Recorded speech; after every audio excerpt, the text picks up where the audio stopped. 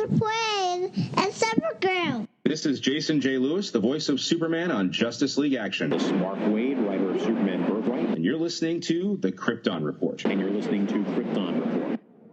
Up in the sky, look! It's a bird! It's a plane! It's the Krypton Report!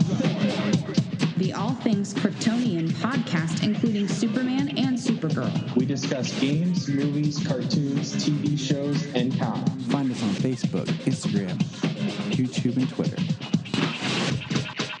If you've enjoyed Krypton Report, please check out the other podcasts available from Southgate Media Group. From Capes and Lunatics, which is everything you could possibly want from a geek podcast, to Nuff Said, Capes and Lunatics Sidekicks, Titans Talk. If you're like me, you can't get enough of your DC. And you can also check out Super Connectivity, where they discuss everything in comics. Also, they do discuss Marvel. That's something you don't hear much from me. So, check it out. SouthgateMediaGroup.com. In the sky. Superman is coming. It's so awesome. Welcome to the Krypton Report. It is me, Tyler, and I'm sick. And I've been sick for about a month, thanks to the flu shot that I was required to get from work. That has pretty much kept me sick the whole time. So, because it was Crisis, we couldn't miss it. So we had to talk about it. We had Christmas episodes and some other fun stuff planned, but James was sick, and Brian's been dealing with some crap. But I was sick mostly all time. So we're gonna talk right. Excuse me. See, this is what you life has torn us up with the holidays and with being. But we are too excited to not talk Crisis. So we're going to keep our energy level a little low so that I don't cough all day. But here we go. Brian and James. Lovely, beautiful voices. Crisis on Infinite Earths, Part 4 and 5. Here we go. Okay, so I'm going to get this off the bat real quick. You know, I try not to compare DC and Marvel stuff, but I've heard so many people talk about, like, the split in Crisis being like the first 3 episodes was like Infinity War, and then we do the split, and it's Endgame. And I was like, dang it, I can see it. I see it, and I hate that. No. I get it. I hate it. I can see it, but it's not something I even made a thought or comparison to, honestly. So. I did it, and what I hated for the most part is I hated that Part 4 comes in, and it feels like a completely different crossover series. Like, I know where we left, but I mean, I'll be flat out right now. Episode 4 was just weird and garbage. There's a couple of things that happened in episode 4 that were really cool.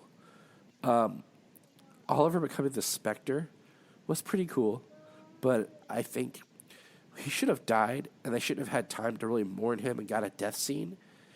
And then he should have just appeared like towards the end of this episode as the Spectre. And then he could die again and actually get like the tear-jerking death that they tried to give us. Mm.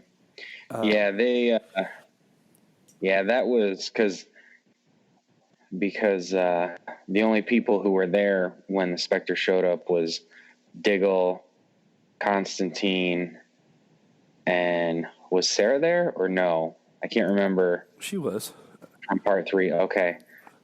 So she was there. So when he shows up, like, everybody else believes him to be dead.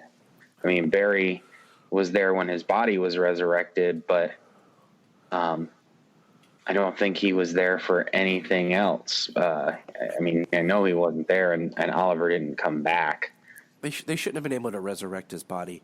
It should have been like once he died, the Spectre got him. And it was part of a mystery. Yeah, the Spectre should have. Why they couldn't get Yeah, to the Oliver. Spectre should have resurrected. I mean, right. Episode 4, like, I get, like, they got to change pace for budgetary stuff. We've now whittled the cast down. But, man, like, it just felt so, like, half of it, like, Barry, find us in the Speed Force. Why? Like, I was confused. And usually comic book stuff I can follow. But, man, it just felt very confusing. All right. So the only thing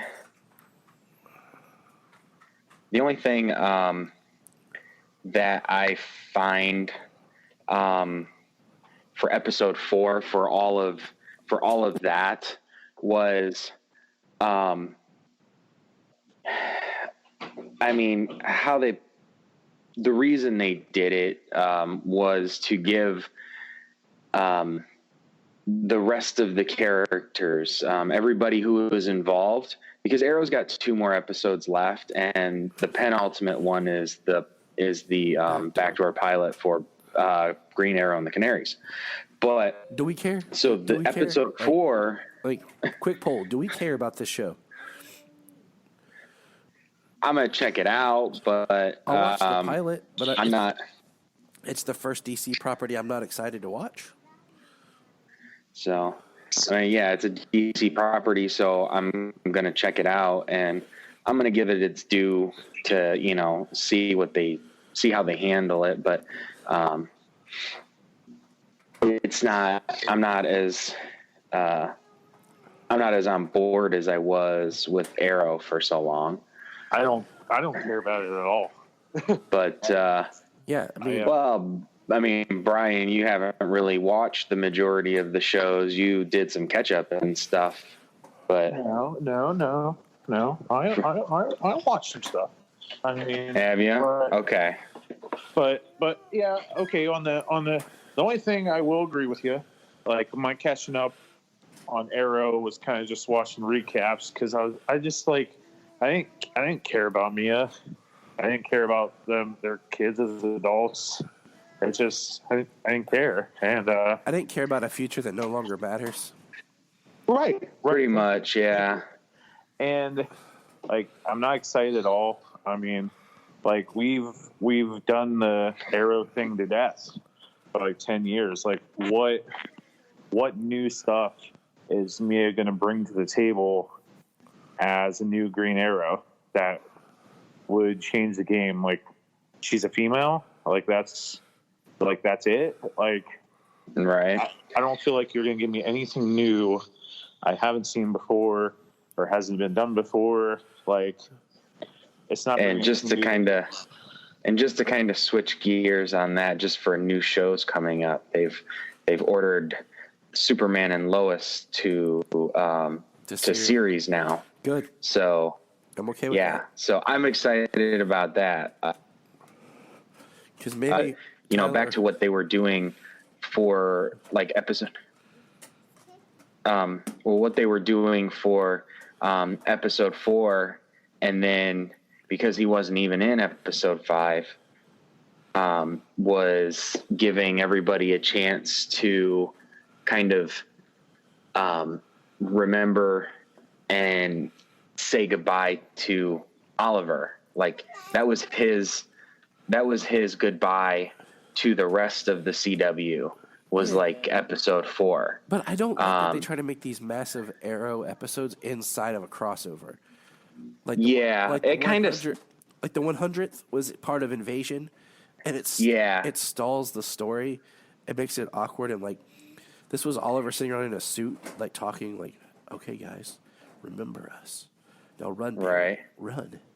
Yeah. So like the 100th episode, like for the most part, it was a good 100th episode. But then, as part of the crossover, it did kind of stall it. But I think they fit it in okay at the time. But so that was kind of like how this was it was kind of like Oliver's goodbye to the rest of the CW crew. Yeah. Like, so the time in the Speed Force was like other people's interactions. So like Oliver was like holding them, protecting them in the Speed Force with parts of him, with parts of his memories of interacting with other people at different times. So it was kind of,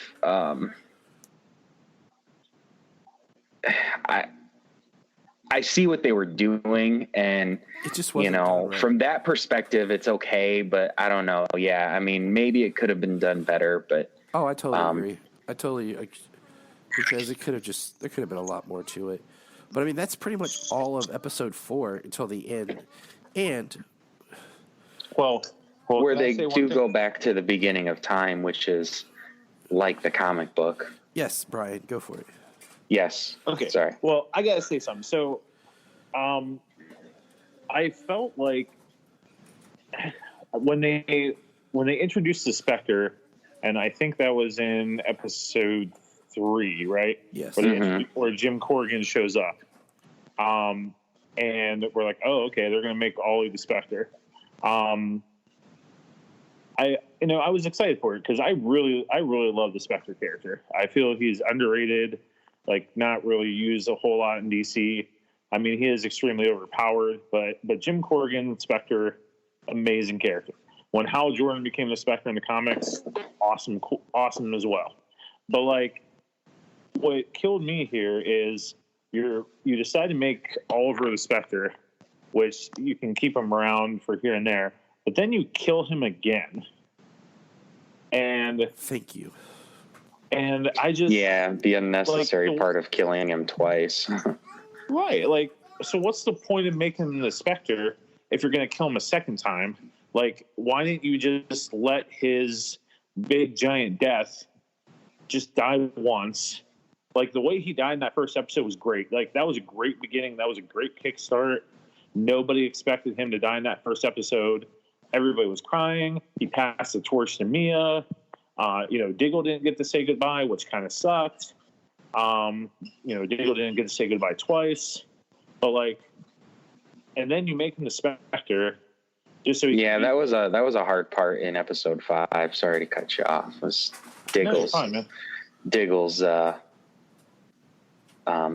response, him being hurt for not being there for Oliver when he died twice. That made me cry, man. I teared up.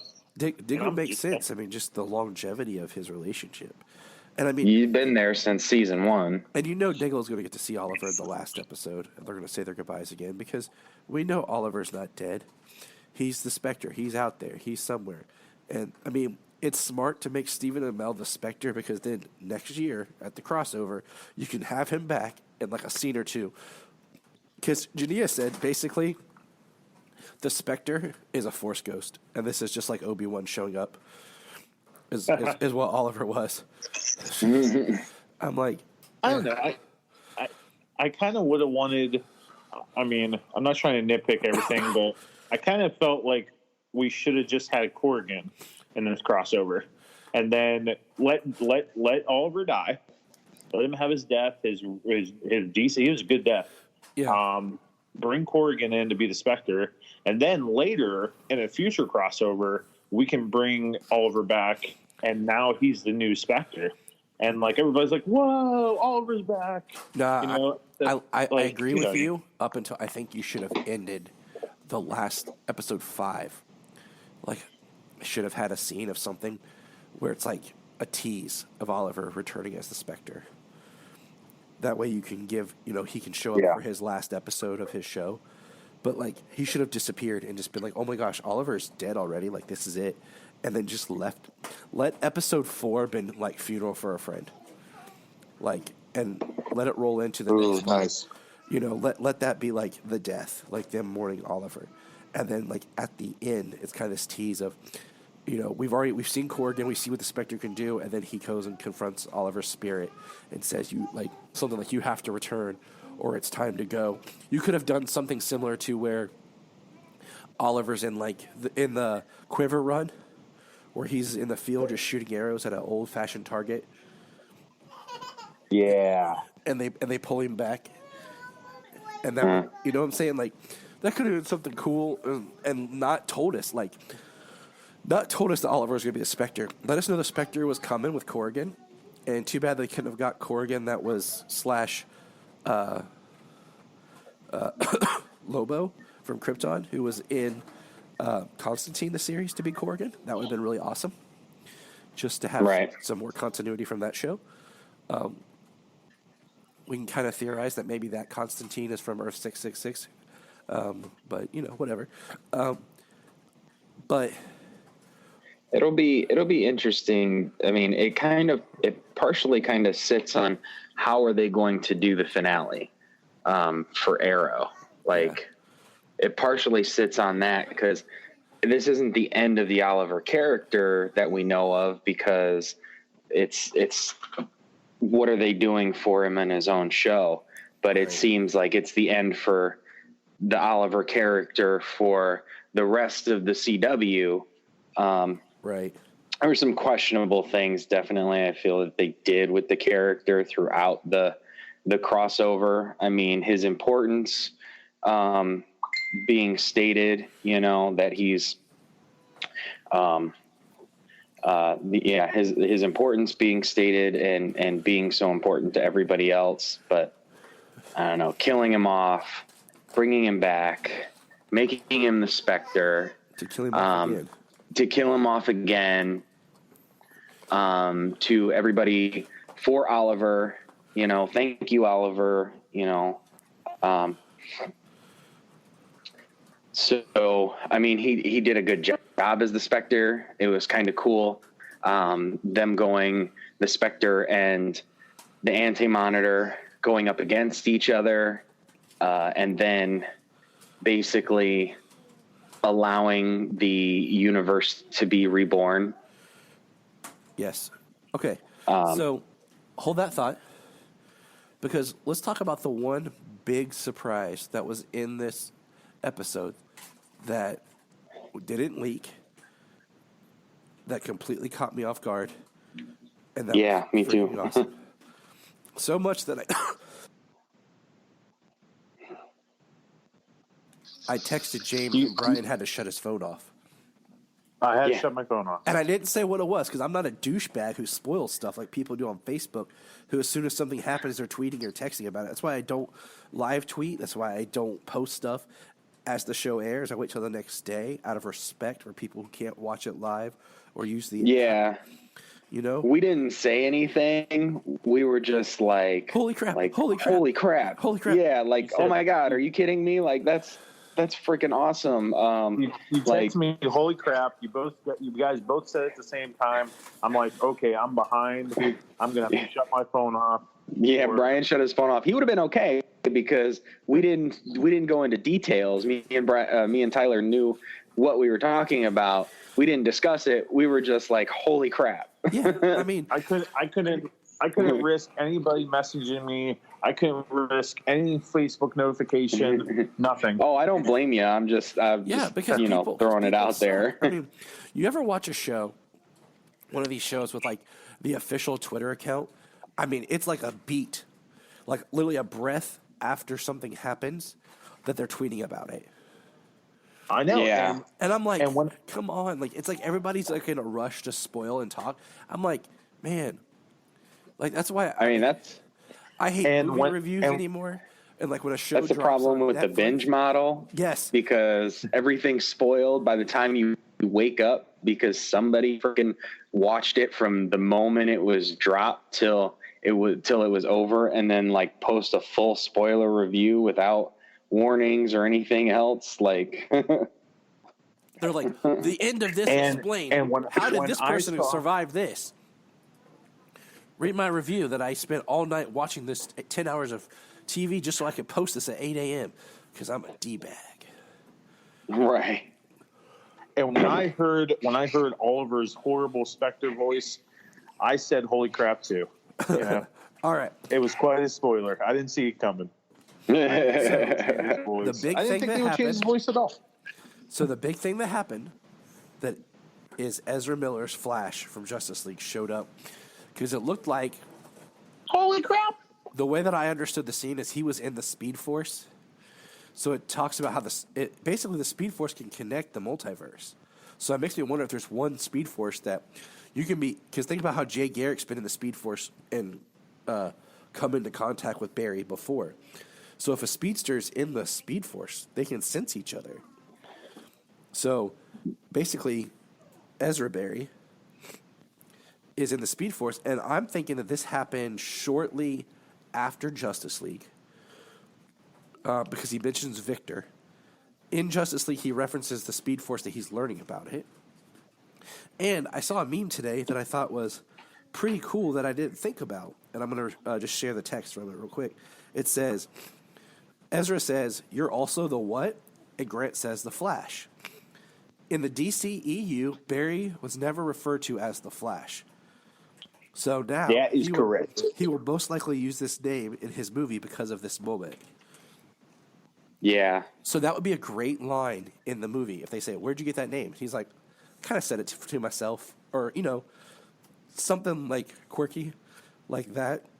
Because they have behind the scenes photos that it appears that they were actually on set, because the way it was cut together, the way they like changed, because like they changed like the aspect ratio. They went to like cinematic aspect ratio, and they did it on purpose because he's the cinematic Flash. Exactly. So they changed the ratio, and then just the fact of the effects, the blur effects and everything that were in the surroundings, like it wasn't sure if like they were shot against each other on a green screen or whatever, but it appears that in the behind the scenes photos, like they were actually together on set to shoot this scene. So Ezra's like completely involved in the Crisis on Infinite Earths, which will affect on, I mean, even just the moment for the name, will have an effect on his movie and his character moving forward. And I feel since he's the character that they're trying to push, trying to like build his property, this was a great way of doing that, of just reminding us and reminding people if they like Absolutely. Ezra, that's something they want to pursue here. And I think he's the only character really from the movies that would have worked. Yeah, for sure. Just because it is Barry, the Flash, and everything. And I was excited. I mean, it was a great shocker. I was really excited. I think Ezra can be a really good Flash. I just think there's moments in Justice League where he's really good, especially when it's him and Billy Crudup. The original trailer footage, but then you can tell the reshot footage, he's horrible. And that's because they made him just this comic relief character and took away his actual character. Yeah. Well, Ezra, just like Ray Fisher and stuff, I mean, they've been all about their characters. Ezra came on to do the character as Zack Snyder had the character portrayed, not the way that he was portrayed in the movie, in the theatrical release. That was part of the reason why he didn't know what they were doing with the Flash when they had Goldstein and the other guy on, because I think they were trying to more or less follow the route that Justice League had given him. Yep. That's why he wanted to do a script and a story with Grant Morrison for the Flash. Which would have been the he wanted craziest, to thing we would have ever saw, and we would have had to have like our IQs increased to understand it. Right. I kind of wonder if that isn't part of what they're going forward with Ezra Miller's Flash. You know what I mean? Yeah. But we can talk more about Ezra later when we talk about that movie, because right. So that. But I loved how they came together and they were. Allen, they both said it at the same time, and like Ezra Miller was like stoked because he's still new. Like he's Barry Allen in the first season, and he's different, like he doesn't know about the multiverse. He doesn't know about like the Speed Force and all of its capabilities. So like him meeting another version of himself, him getting his name, his superhero name from another version of himself, like it was a pretty awesome scene, I feel. Oh, yes. And I hope it pays off more. And what I liked is, I guess it was Warner Brothers' idea to have it. They called Mark Guggenheim and asked if they could get Ezra in. Mark Guggenheim called Grant. Grant was on board. They snuck Ezra to Vancouver onto the Flash set with a small crew and shot it after they had wrapped Crisis. Oh, that's awesome. And, fit it in there. And I loved it because we had gotten so many like awesome like moments. Like, and so many of the cameos were just so quick. And that's what was cool. You know? Yeah, I mean, it was nice to see them and see them on the alternate Earths and stuff, which they gave us a bunch more this time, which was really cool too. But it was awesome to see that and him actually have an interaction as a cameo, you know? I wish they would have told us the number of Earth that he's from, but it's cool. So I thought the best part of that conversation was when they're looking at each other's suits, and Grant's looking at the suit, and he's like, "Oh, you know, that's kind of like high techy and whatever." And then Ezra looks at him and is like, "Man, your suit looks so comfortable. It looks so breathable." Right. And because I don't like Ezra's suit, I thought that was great. I don't mind Ezra's suit because it was supposed to be more like Injustice style Flash, but it was something different, so I can respect that. So we get to the beginning of time, and in this episode, we get like a flashback of Marnavu and how he travels through a portal and basically releases the Anti-Monitor, and it's all a little convoluted, I think. We find out that they kind of tied like the early Owens, the early Guardian characters, like their ancient race who initially looked back to the beginning of time or whatever. They kind of simplified it to going back to see the dawn of time, and it's splitting and creating like him becoming the Anti-Monitor, or him becoming the Monitor and the Anti-Monitor being created at the same time. Yep, being his antithesis. So exactly. I wanted to ask you guys, like, so is that like the rebirth origin of the Anti-Monitor? Or is that just a shit? It's the end of the New 52 when they had the Darkseid Wars, when the Anti-Monitor and Darkseid throw down, and the Anti-Monitor is renamed and is now Mobius, kind of like the Mobius chair.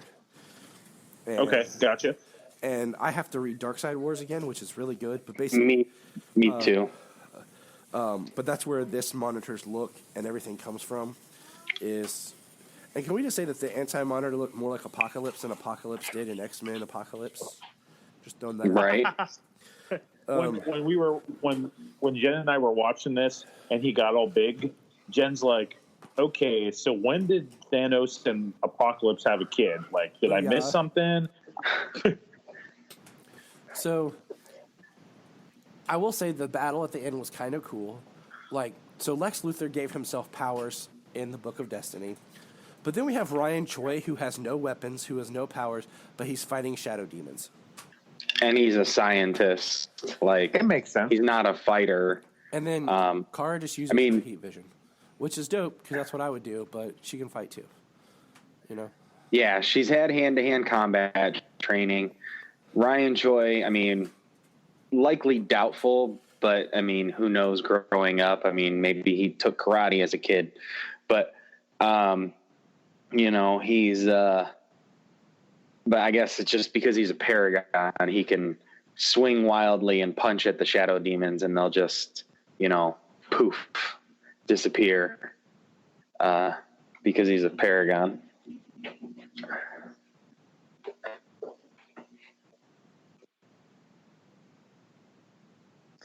Well, maybe he went to Azkaban and he learned how to fight Dementors. I don't know.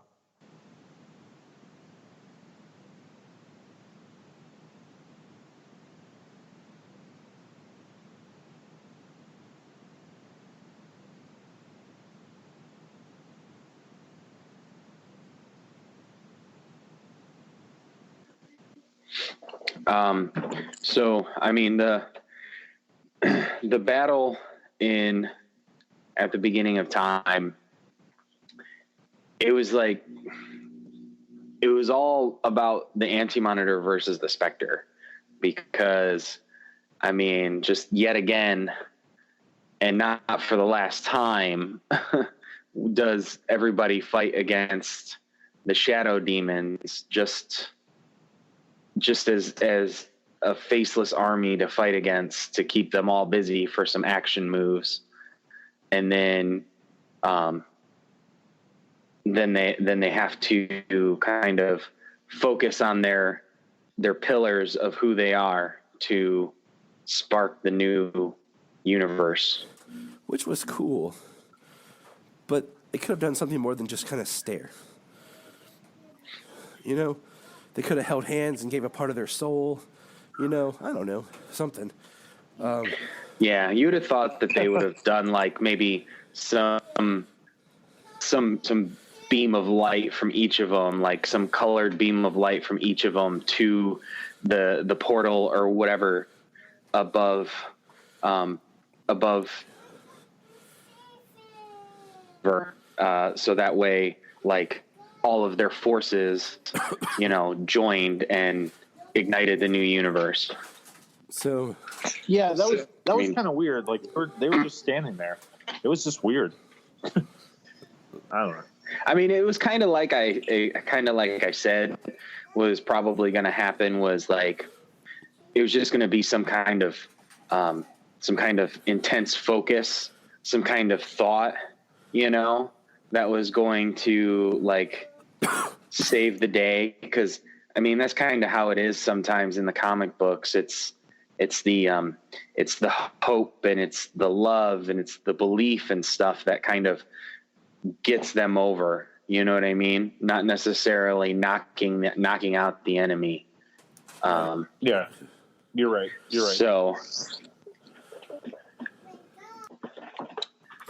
So they rebirth a new universe, which is cool, which leaves a lot of things for discussion. And I feel like those. So let's discuss. I kind of like I will, but I feel like most of that stuff's going to be all revealed as the episodes go on, because that's going to be the new thread. Because we learned that nobody remembers but the Paragons, and then those who don't remember get Martian slapped in the head by John Jones to remember. Yeah, all the main characters. Yeah, that was important. So I think it's interesting because you're going to have maybe characters or versions of people that are different because they're not the ones you exactly knew. We saw that Lex Luthor rewrote his existence somehow so that he comes back. And he's a humanitarian. Everybody loves him. You know, that's gonna be interesting moving forward with the Supergirl and the Superman show.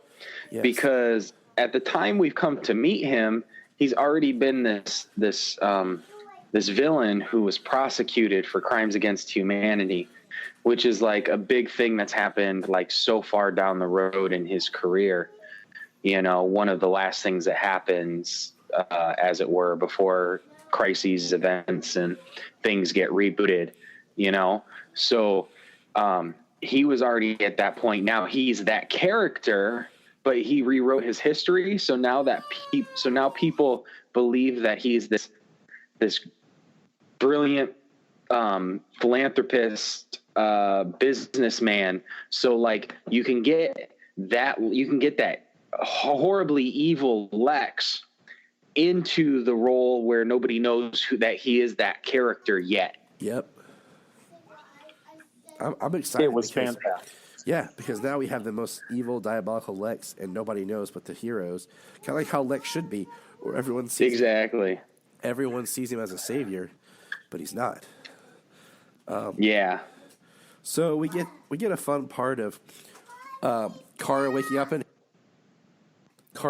her apartment, and Weather Witch is attacking. How did Weather Witch get into this crossover? Out of all the villains, that's who we get, Weather Witch. Right. Yeah.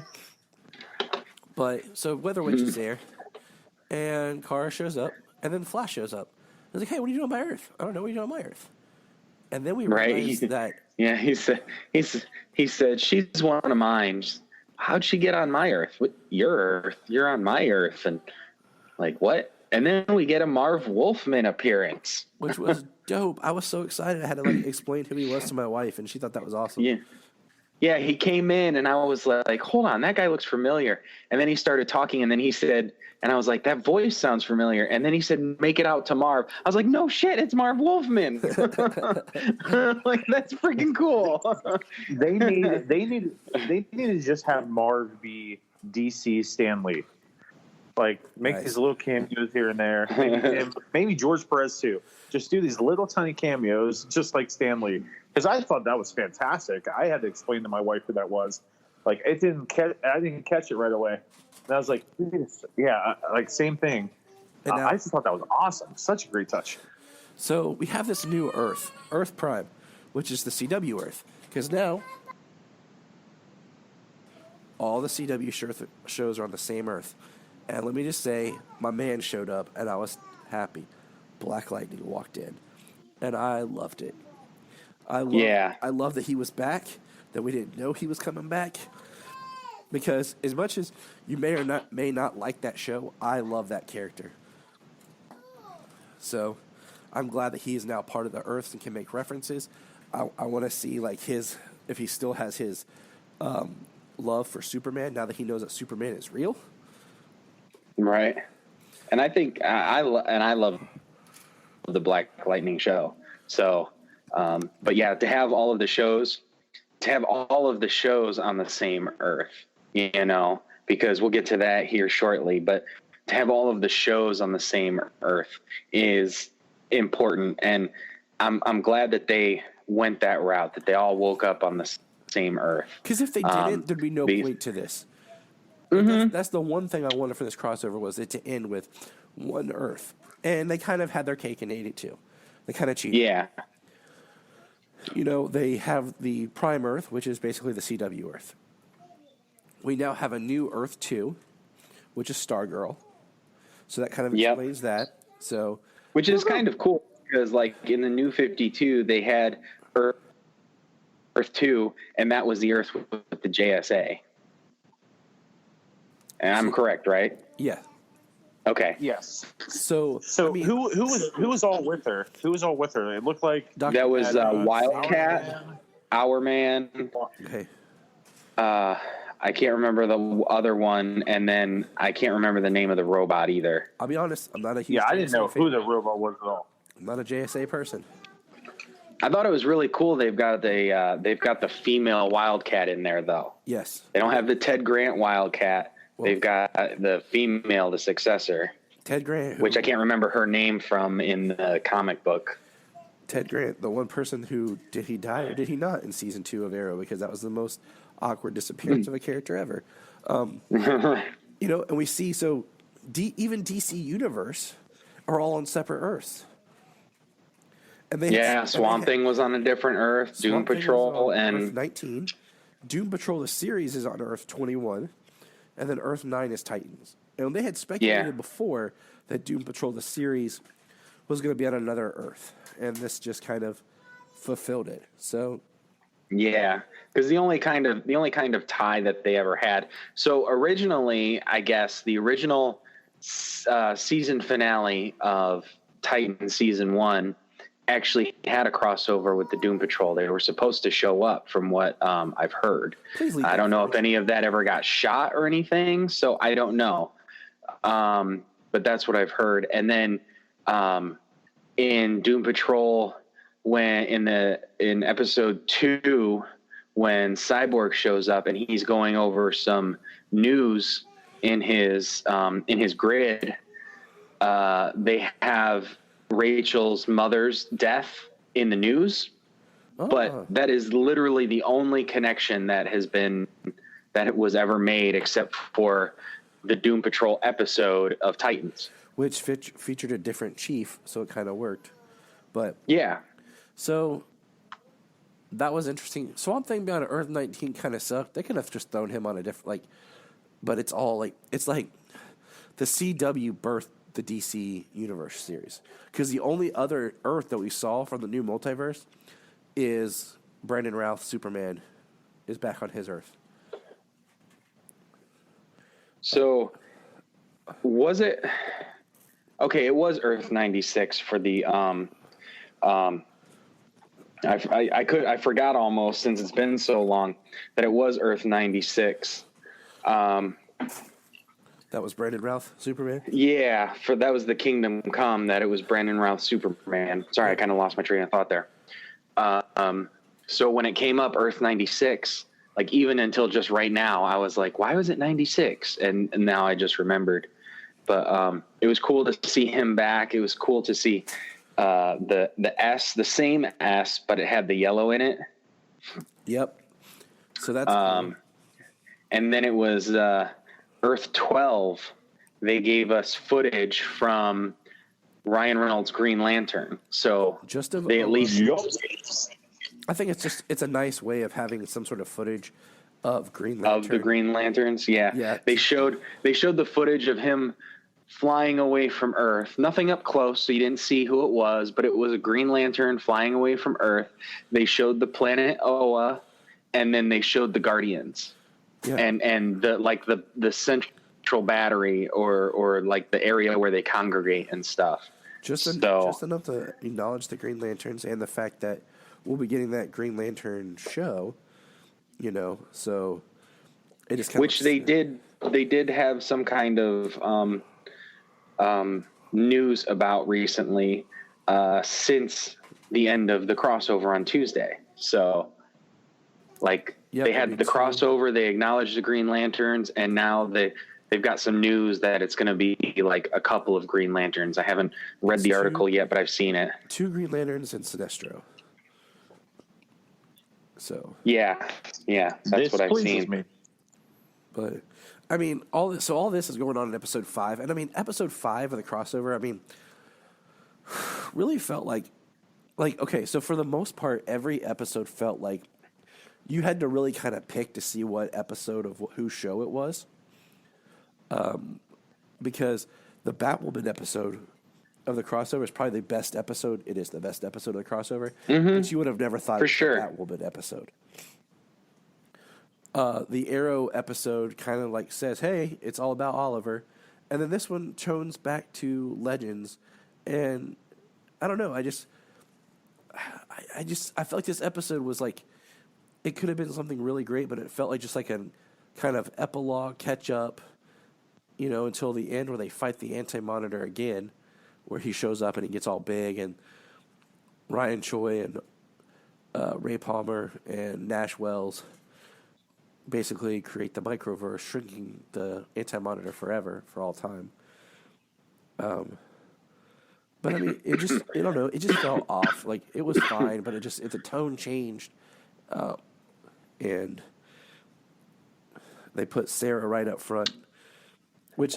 Out of every character in the Arrowverse, Sarah is the most unbalanced written character. I feel like every time somebody writes her, they change her, and that's what she's had so many lives too. and that's the one thing I don't like about the character. It's nothing against her; it's that there's no consistency in the writing. Katie Lotz. She's done a good job with whatever she's been given, though. I got to give her that. She's great. So, we get our Legends, characters. Really, it's just the few others doing nothing. And there was a lot of people in the credits for Legends who didn't. Who didn't show up. Yeah. Yeah, because all they had was Nate.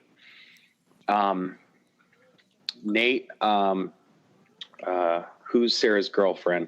Ava. Ava, that's it. Ava. All they had was Nate, Ava, Ray, and Sarah. That's all they had. And let's not forget Bebo. No, they had Mick, right? Yeah, they had Mick. Yeah, they had Mick. But they also had Bebo. You know what? Bebo was cool in the couple episodes. I really didn't care for Bebo in this. It was funny they snuck him into the crossover. Yeah, it was. I mean, my favorite part is when Kara gets excited, like, Kate's here. Look, everybody, Kate's here. Yeah. And everyone's like, oh, okay. I like that they're kind of excited that they're on one Earth, you know? Yes. I kind of like that. Well, Kara is, because, you know, her and Barry are, like, best pals. And she loves Kate. You know, the rest of them had already been on the same Earth. And Black Lightning is like, you guys are cool. Yeah, right. That was it, too, at the end. Yeah, you guys are cool. Like, how often does this happen? How often is the world threatened? More often than you think. He's like, oh, okay. All right, I'm in. I like that, Jeff. Right? I love his character. I like that he's older. You know, he's a father. All that fun stuff. Yeah. And then, can we talk about the greatest moment of this episode that's a blink and you'll miss it? You guys ready? Yeah. Barry fixed it and brought baby Sarah back. Yeah. Yeah. So that was awesome. We had baby Sarah. That was a very nice touch. All grown up. Well, not all grown up, but, you know, the age she should be had she never been exited. And then we had, you know, John Jr. We had both of their children. Yeah. Yeah. They had both children. And speaking of both children, somebody else has 2 sons. Yeah, right? Superman. What? My question is, how does he have 2 sons? Because the only 2 sons that Superman has ever had was Jason and Jonathan, and Earth 96 exists. So why would Jason not be on that planet with his actual father? So what 2 sons? And he had Chris Kent, when he had kind of like adopted General Zod's son. But I think that's gonna be a plot thread. Like, did Kara build, you know, a second child? Did Lex build an evil son? Or something for Superman? Or is it a CW? I don't know. Is it a CW Connor Kent? Yeah, that's what I'm saying. Like, it's going to be a plot thread of something that's going to be different and unique. Yeah, I don't know. It's going to be a good thread. I feel like without being overly handed, they were able to do some cool stuff to set up the Superman show. Yeah. Because it definitely is going to have people questioning. I think an interesting thing would be if he has one son that has powers and he has one son that doesn't have powers. Because, like, you know, I mean, he's having a kid with Lois. You know, it would be pretty interesting if, you know, one kid has the same powers as Superman, and Superman has that bond with that kid because they both have the Kryptonian powers. But then you have this one kid that doesn't have powers. Maybe that kid's jealous. Maybe that kid starts looking to Lex Luthor as a mentor. Yep. And, you know, we get this brother to brother rivalry. I mean, that could be an interesting aspect, or it could be a Jonathan Connor situation. Who knows? But I kind of like one kid maybe not having powers, and we get this big power struggle, and Lex uses that against them. Something like that. I don't know. I think it's a great idea. So it is. All right. I know there's a lot of little details that will probably come up more as we discuss the individual shows going forward.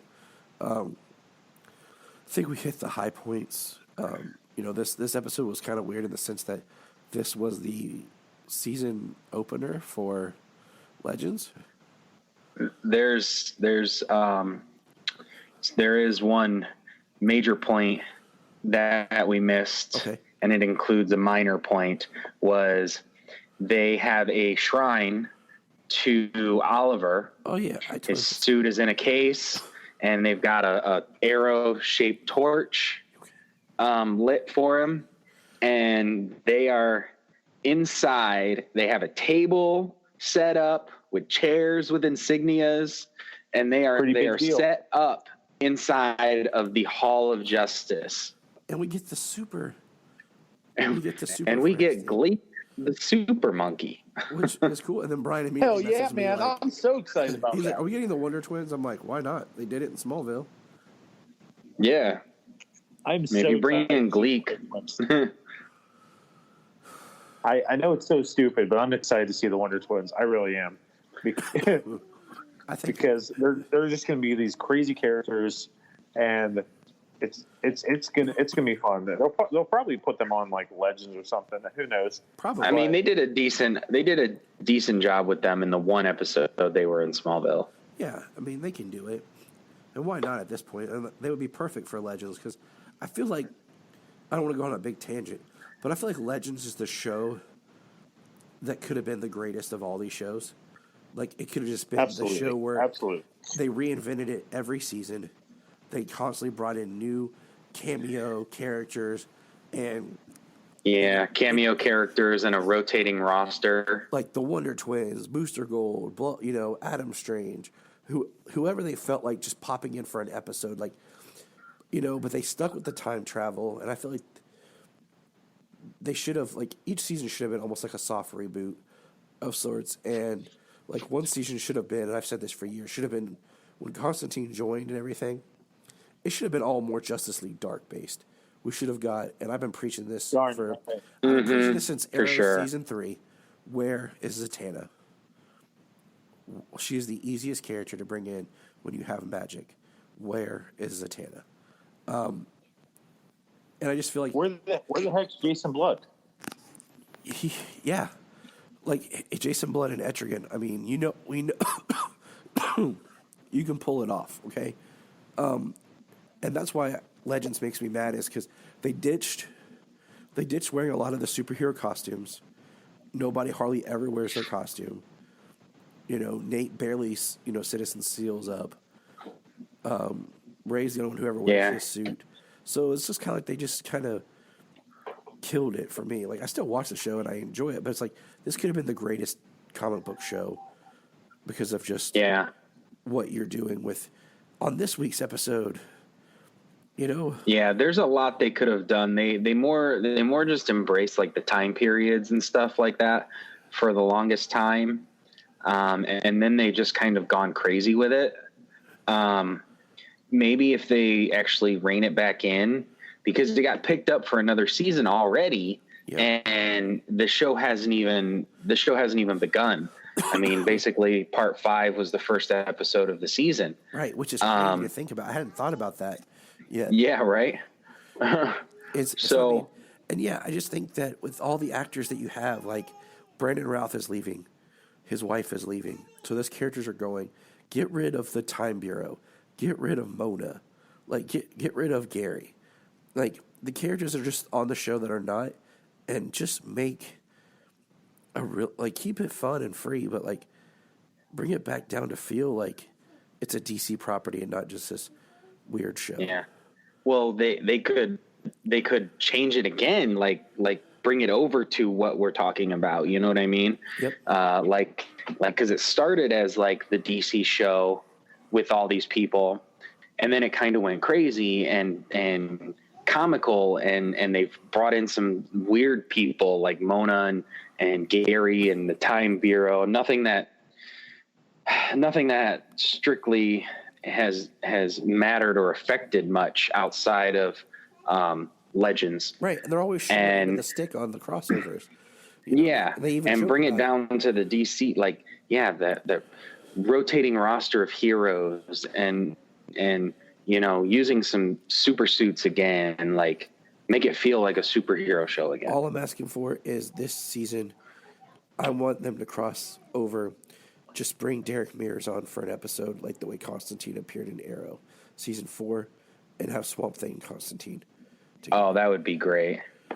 But so, I mean, I think there's going to be more stuff to discuss as we dive into back to our individual shows.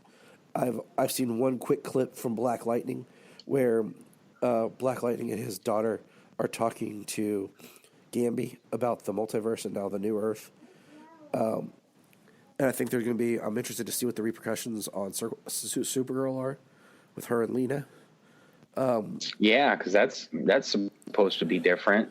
So I'm hoping now she's turned back into a supporter of her, as opposed to somebody who has hated her for lying to her. So, and will Kara have like guilt for, was that her idea when rebuilding? Like, what was their like input of each Paragon into rebuilding the multiverse? So, did Kara? Yeah, is Lena gonna? Is she gonna? Does Lena know who she is now again? or is she going to reveal it to her and Lena be an ally? Or is everything gonna be peachy keen, and then John accidentally something happens and Lena remembers everything like the Paragons and stuff do, so she has the knowledge of the previous events. I don't know. A lot to speculate. It's late.